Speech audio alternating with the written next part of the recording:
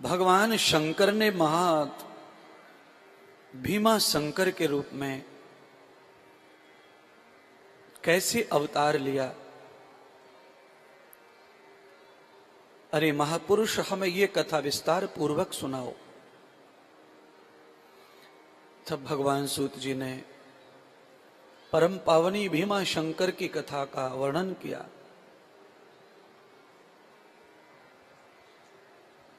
भगवान सूत जी ने समझाया सौनक आदि ऋषियों को कि भीमा नाम का एक बहुत बड़ा दैत्य जिसने तीनों लोकों को जीत लिया था,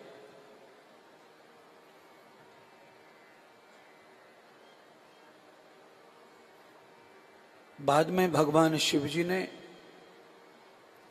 उसका वध किया। तो सूत जी ने जब ये बात कही तो सौनक जी ने कहा, महाराज कारण उस राक्षस को भगवान ने मारा क्यों?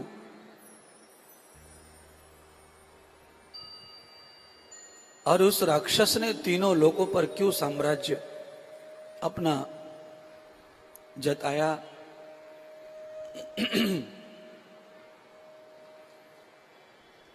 सूत जी ने समझाया,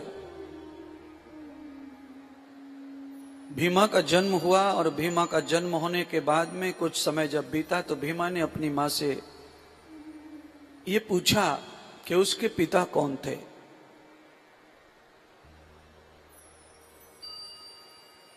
करकटी नाम की कोई राक्षसी थी जिसके गर्भ से इसका जन्म हुआ।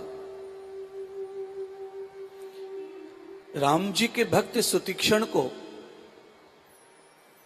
अपना आहार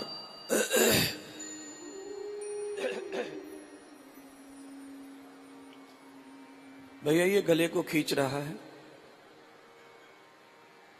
अच्छा, बिना बताए समझता नहीं तुमको तो कुछ भी मजा लेता रहता पूरे 3 घंटे हैं।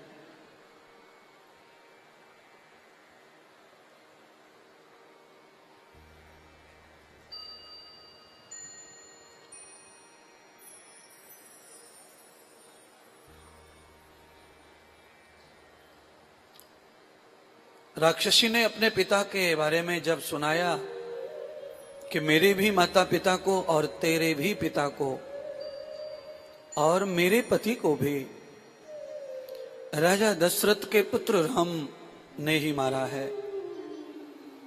तेरे पिता का नाम है कुंभकर्ण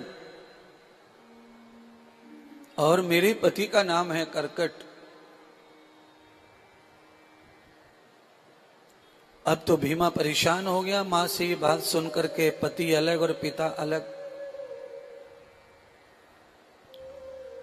सवाल किया कि मेरा पिता और तेरा पति अलग अलग क्यों है?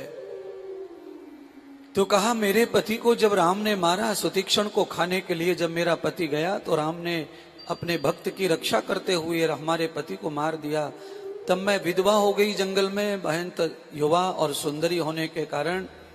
यहां का जो साम्राज्य है वो कुंभकर्ण, खरदूषण और सुफन खां, इनका साम्राज्य था जहां हम लोग रहते।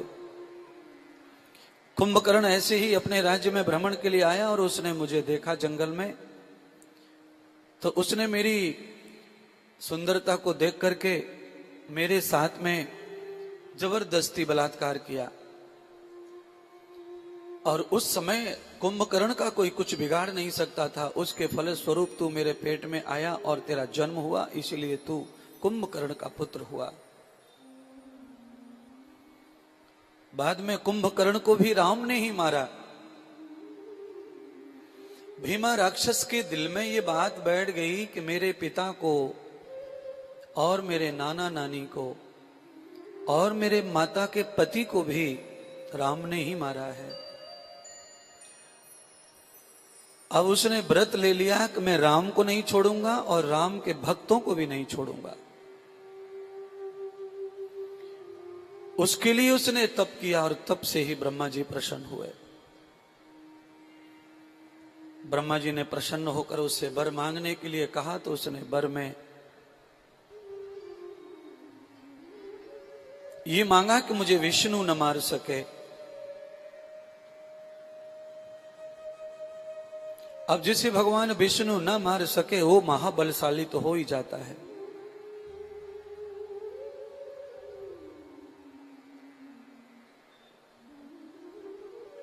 पर हकीकत यह है कि भगवान विष्णु का काम मारने का नहीं है, उनका काम पालने का है। जिनका काम मारने का है उनका तो नाम लिया नहीं भीमा ने, विष्णु मुझे न मार सके। ब्रह्मा जी ने वरदान दे दिया और वरदान के चलते ही भीमा ने उपद्रव मचा दिया धरती लोक पर, सारे मनुष्य को जीत लिया। फिर उसने पाताल में जाकर अपने राक्षसों को मारना प्रारंभ किया तो राक्षसों ने अपना राज्य दे दिया और सारे राक्षस भीमा की सेना में सम्मिलित हो गए।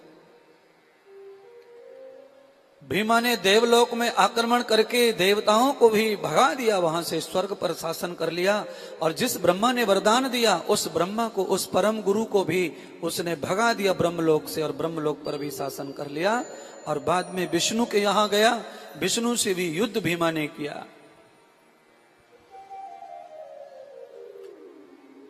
ब्रह्मा भी मार सकते थे उसे और विष्णु भी, पर ब्रह्मा जी अपने बंधन में फंसे वरदान के। विष्णु ब्रह्मा के मान और सम्मान के लिए अपनी शक्ति का प्रयोग नहीं कर रहे हैं, नहीं तो ब्रह्मा का वचन झूठा हो जाएगा। बंधु, पहले से आज तक ऐसा होता आया है। आप किसी के पालक हैं, आप किसी के उपदेशक हैं, आप किसी के गुरु हैं, आप किसी के माता पिता हैं, आप किसी के बुजुर्ग हैं। आपने शिष्य समझकर, अपना बालक समझकर या कुछ भी समझकर आपने अनेक ज्ञान, अनेक उपदेश, अनेक पहचान दी और उसे पाकर के आप उन्हीं के ऊपर आक्रमण करके उनकी सत्ता को छिनाने का प्रयास करें तो ये पहले से आज तक निरंतर चला आ रहा है और ये दुस्साहस है। और इसकी जो श्रेणी है वो राक्षस श्रेणी में आता है। ये कर्म जिनका हम खाते हैं, पीते हैं, जिनसे हम सीखते हैं, समझते हैं, जिनसे हम पहचान बनाते हैं, अगर हम उन्हें किसी भी प्रकार की तकलीफ देते हैं तो ये राक्षस श्रेणी है। माता पिता हो, चाहे गुरुजन हो, चाहे अपने बड़े जन हो,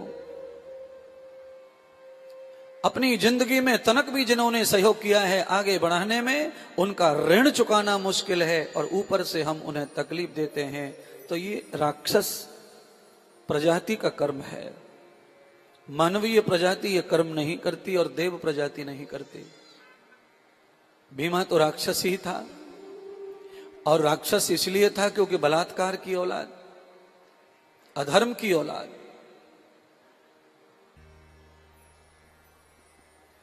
ब्रह्मा, विष्णु और सब इंद्र आदि देवता भगवान शिव के पास गए, शिव जी से सारी बातें बताई। शिव जी ने कहा, देखो प्रभु, पितामह ब्रह्मा और देवों के राजा इंद्र, मैं उस राक्षस को मार नहीं सकता क्योंकि उसने मेरा कुछ बिगाड़ा नहीं है। मेरा कोई अपराध कर दे तो मैं एक दिन में उसे भस्म कर दूंगा। ब्रह्मा ने, विष्णु ने कहा, महादेव अगर तुम ऐसे सोचोगे तो वो कभी तुम्हारा अपराध नहीं करेगा और तब तक हमारे सारे भक्तों को वो मार डालेगा। मेरा भक्त सुतीक्षण, उसने अपनी जेल में कैद में बंद कर रखा है और उस मेरे भक्त को बंधन से मुक्त करना है। प्रभु कृपा करो महादेव। तो महादेव ने एक उपाय बताया, विष्णु को कहा इंद्र को बुलाओ। इंद्र मायावी देवता है, ये रूप बदलना जानते हैं। इनको कैलाश की मिट्टी दे दो और मिट्टी दे करके इनको कहो कि ये मायावी बन करके सुतीक्षण से मिलने के लिए धरती लोक पर जाएं, उस भीमा राक्षस की जेल में, और ये मिट्टी दें सुतीक्षण महाराज को। और जब श्रावण का महीना आएगा तब सुतीक्षण से कहो कि इन मिट्टी से शिवलिंग बना करके उनका पूजन करे। सामग्री नहीं मिले तो मंत्र से पूजन कर दे, मानसिक पूजन कर दे। भगवान विष्णु की आज्ञा पाकर इंद्र मिट्टी लेकर कैलाश के सीधे धरती लोक पर आए और आकर जेल में भेष बदल करके सुतीक्षण महाराज को मिट्टी दी और सारी बातें बता दी। सुतीक्षण महाराज श्रावण आते ही उसके पिंड बनाने लग गए, शिवलिंग बनाने लग गए। मिट्टी के शिवलिंग बना रहे थे, तभी सैनिकों को पता चला कि जेल में कोई कैदी ऐसा कुछ बना रहा है। तो जिनके अंदर पाप होता है, जिनकी बुद्धि में पाप और बुराई होती है, उनको बड़ा भय लगता है और उनको बड़ी शंका पैदा होती है। हमेशा शक, शंका और भय, ये दोनों चीज पापी आदमी के मन में सबसे ज्यादा आते हैं, ध्यान करना। अगर आप में से भी कोई इस तरह का प्राणी है जिसके मन में हमेशा शंका बनी रहती है, शक बना रहता है, हमेशा कोई भय बना रहता है, तो आपको निश्चित समझना है कि मैं पापी हूं, मेरे पास पुण्य नहीं है। और जो पुण्य आत्मा व्यक्ति होता है वो किसी भी स्थिति में किसी बात को लेकर संशय या शक में नहीं रहता। उसके कानों को कोई भरने की कोशिश करो तो भी वो क्लियर ही रहता है, अगर उसके पास पुण्य है तो। जिनके पास आत्मिक बल, मानसिक बल, बौद्धिक बल होता है, वो किसी की उड़ी बातों में नहीं आते, वो किसी के वहलाने में, फुसलाने में नहीं आते, क्योंकि उनका निजी अस्तित्व है। हर चीज फूंक से नहीं उड़ सकती, और ये आवाज क्या है? ये भी फूंक है। इसीलिए हमारे समाज में कुछ कान में कोई कह रहा हो तो दूसरे आदमी कहते हैं देखो काना फुस्सी हो रही है। फुस्सी का मतलब ही फूंक है।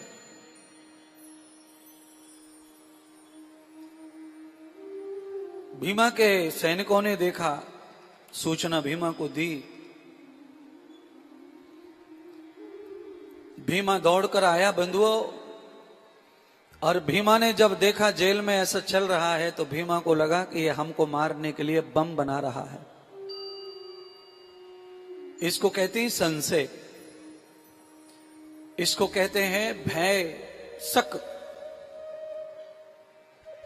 भीमा ने दरवाजा खोला और दरवाजा खोल के भीमा ने जोर से लात मारी सब शिवलिंगों में। भगवान सूत जी ने समझाया, जैसे ही भीमा राक्षस ने लात मार के सारे पिंड, सारे शिवलिंग उसने वखेरे और तोड़े, फेंके, तब ही भगवान महादेव शंकर का प्राकट्य हुआ उन मिट्टी के शिवलिंगों में से। बम, मानो सूत जी ने ये कहा कि वहां पत्थर बरसने लगे, अनंत पत्थरों की वर्षा हुई। वो शिवलिंग पत्थर बन करके अनंत समय तक बरसते रहे, और उन पत्थरों की बरसात के नीचे सारे सैनिक और राक्षस भीमा मारा गया। सुतीक्षण महाराज को आजादी मिली, तब भगवान शंकर ने राम भक्त सुतीक्षण से कहा कि एक वर मांग लो, तुम्हें क्या वर चाहिए? मैं जेल के अंदर भी तुमने श्रावण में मेरा लिंग बनाकर पूजन किया है, उससे मैं प्रसन्न हुआ हूं। अब तुम्हारे मैं बंधन काटने आया हूं, पर साथ में वरदान भी पाओ। बंधुओं, मुझे लगता है बहुत अच्छी बात है, हम अपराध कर लें, गलती कर लें, कोई भूल हो जाए, जेल चले जाएं, तो ये शिव कथा के माध्यम से आप सबको मैं कहना चाहता हूं कि जो गलती हो गई सो हो गई, पर जेल जाकर के आपको वहां सुधरना चाहिए, वहां पर आपको भगवान का चिंतन, मनन, ध्यान, अध्यासन करना चाहिए, और हर पर्व को, हर तारीख, तिथि को वहां उत्सव समझ के मनाना चाहिए। उससे आपको लाभ मिलेगा कि भगवान की कृपा से आप शीघ्र मुक्त होंगे उन अपराधों से, उन पापों से, उन जेल की उम्र कैद से, उन जेल के बंधनों से, और आपको भगवान शंकर ही कृपा करेंगे। पर्व के अनुसार आप जो पर्व आए वो पूजा करो। भाई जेल तो चले ही गए, अब वहां तो कोई शादी ब्याह में जाना नहीं है, न नौकरी करनी न काम करना, और काम करना भी है तो थोड़ा घना। इसीलिए अपराध का प्रायश्चित भजन ही है, पाप का प्रायश्चित भजन है, सुधार है। गलती का प्रायश्चित गलती न करना है, संकल्प लेना है। गलती पर गलती, गलती पर गलती, गलती पर गलती करते रहना, ये सुधार नहीं है, ये प्रायश्चित नहीं है। अच्छा, कई लोगों में आदत होती है, गलती करते हैं फिर माफी मांगते हैं और ये कहते हैं अब हम कभी नहीं करेंगे, और परसों फिर कर देते हैं। एक दिन बीतता है, एक ही दिन में पुनः पुनः वही वही रिपीट करते हैं, और उसका परिणाम ये होता है कि उनके जीवन में अनंत कष्ट आ पड़ते हैं, संकट आ पड़ते हैं। गलती हो जाए कोई बात नहीं, हो गई। एक होता है गलती कर दी और एक होता है हो गई वाली जो गलती है उसका तो भगवान दंड देते नहीं है ज्यादा, पर जो गलती कर दी उसकी माफी भी भगवान देते नहीं है, उसकी माफी नहीं देते। भाई गलती हो गई तो आप जानते हैं कानून में रोड पर एक्सीडेंट वगैरह हो जाए, 2-4 लोग भी मर जाएं तो कोई बहुत बड़ा केस नहीं बनता है, क्योंकि कानून में भी एक्सीडेंट का कोई केस नहीं है। कोई ऐसी धारा है जिससे कोई बहुत बड़ी सजा नहीं होती, 2-3 दिन में ड्राइवर छूट जाता है।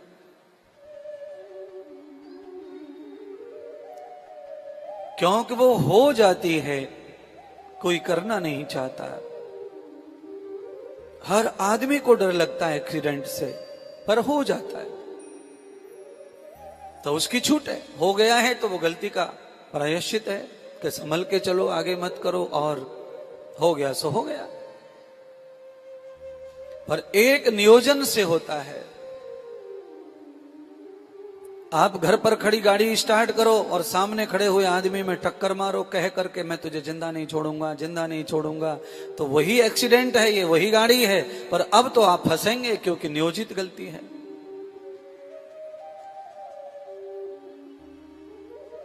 अपराधी लोग इस तरह भी मारते हैं, ये ध्यान रखना। जो दुष्ट प्रवृत्ति के लोग हैं वो बंदूक से न मारकर गाड़ी से भी रौंद देते हैं, ध्यान लगा करके, क्योंकि वो जानते हैं कि इस तरह मारने से केस नहीं बनेगा, इस तरह मारने से अपन नहीं फंसेंगे, तो वो उस तरह भी मारते।